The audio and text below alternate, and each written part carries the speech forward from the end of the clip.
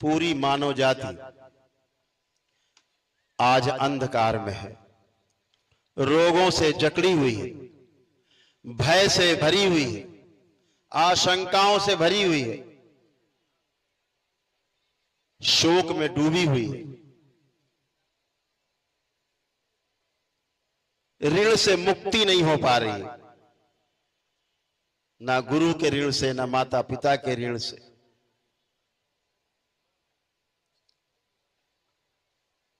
मुक्ति नहीं हो पा रही है। पितरों की मुक्ति भी उल्टे सीधे कर्मकांडों के कारण नहीं हो पा रही। उनकी स्मृतियां भी हमारे कुल में तैरती रहती हैं। उन स्मृतियों के कारण भी हम स्वस्थ नहीं रह पा रहे। हमारे पितरों की स्मृतियां स्वयं हमारी इस जन्म की और पिछले तमाम जन्मों की स्मृतियां जो स्टोर हैं हमारे चित्त में, हमारे कारण शरीर में, वो जीने नहीं देती। इसीलिए दरबार कि बिना पितृ की मुक्ति हुए और पितृ की मुक्ति के पश्चात पितरों की स्मृतियों से मुक्ति हुए बिना शारीरिक, मानसिक और आध्यात्मिक कष्ट नहीं जाने वाले चाहे जितने उपाय कर लीजिए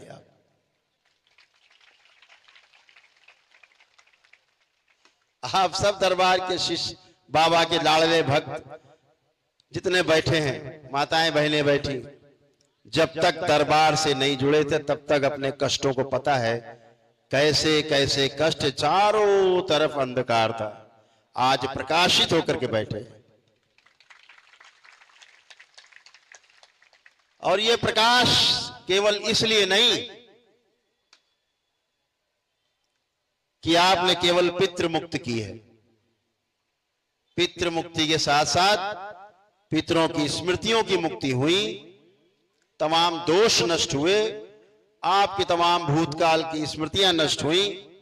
दरबार से जुड़े आप, स्वस्थ होने के बाद दरबार के साथ जुड़ करके, बाबा के साथ जुड़ करके, मां के साथ जुड़ करके कृतज्ञता स्वरूप उनकी शरण में सदा के लिए समर्पित हो गए। हजारों दीक्षित भक्त, माताएं बहनें यहां उपस्थित हैं। दीक्षा के पश्चात जब आपका जो जप और तप शुरू होता है, असली बात तो तब शुरू होती है, जीने का रास्ता तब दिखाई देता है। आपने अपने लिए तमाम रास्ते खोल लिए, सभी का आत्मविश्वास चरम पे रहता है। अरे जाओ, कोई कष्ट आएगा तो क्या हुआ, मेरे मां और बाबा मेरे साथ हैं, कोई भय नहीं, ना भूत प्रेत का भय, ना रोगों से भय और उसके कष्टों से भय, ना समस्याओं से भय। क्यों? क्योंकि समाधान दिखता है। हमें पता है कि हम बाबा मां से केवल प्रार्थना करेंगे और जी लगा देंगे, इसी से हमारा काम हो जाएगा, किसी की आवश्यकता नहीं पड़ती।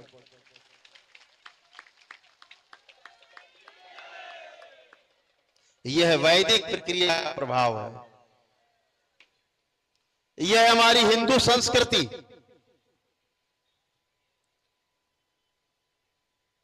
जो हमारे वैदिक विधि विधान पर चलती है, वेद के आधार पर चलती है, शास्त्रों के आधार पर चलती है।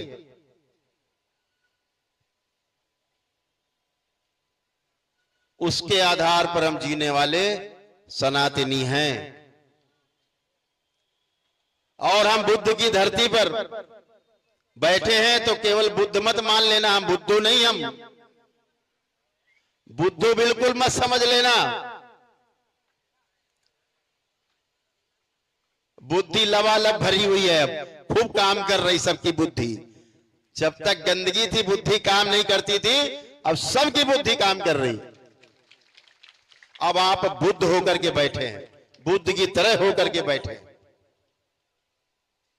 क्यों?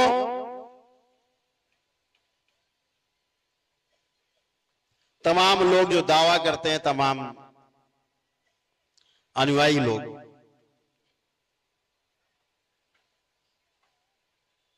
बस नाम के अनुयायी रह गए, लेकिन दरबार के एक एक बच्चे मिले, महिलाओं में, पुरुषों में, जो दरबार से जुड़े हैं, जब ध्यान साधना करते हैं तो एक भी कामुक विचार, एक भी नकारात्मक विचार नहीं आता। यह दरबार की शक्ति है।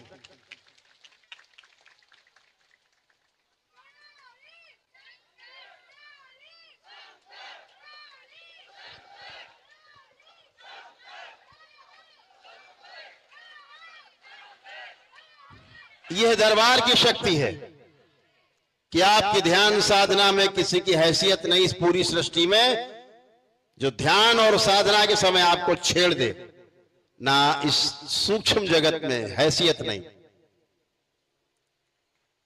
आप नित्य वर्तमान में रहते हैं, ना भूतो न भविष्यति।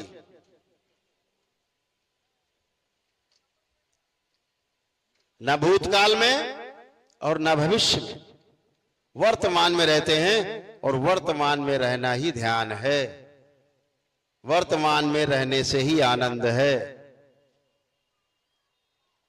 और इसीलिए आपका जो आनंद है वो सबसे ऊपर है, सर्वोपरि है। दरबार तमाम जब दरबार से जुड़ते हैं, मां और बाबा से जुड़ते हैं, तो तमाम गंदगी नष्ट होती है, अरबों खरबों नकारात्मक रोगी स्मृतियां नष्ट होती हैं, जन्मों जन्मों की नकारात्मक स्मृतियां नष्ट होती हैं। दरबार आपकी प्रार्थना और संकल्प पर क्षण में आपकी स्मृति को बदल देता है। आप यहां बैठे हैं, किसी के भी अंदर एक भी नकारात्मक विचार, कामुक विचार नहीं आ रहा है, किसी के भी अंदर नहीं आ रहा है। चाहे मंच पर बैठे हो, दरबार से ना जुड़े हो, वो भी चेक कर लें आंख बंद करके, और जो दरबार से जुड़े उनमें तो आ ही नहीं सकता। एक गंदा विचार, एक नकारात्मक विचार अंदर नहीं उठ रहा है, अपने दुश्मन के लिए भी नहीं उठ रहा है। ये दरबार की शक्ति है, सब चेक करके देख सकते।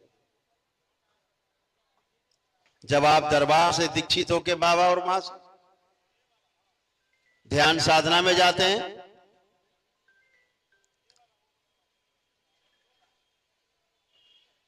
तो कोई भी नकारात्मकता आपको परेशान नहीं कर सकती। दरबार के कवच आपके चारों ओर लगे होते हैं।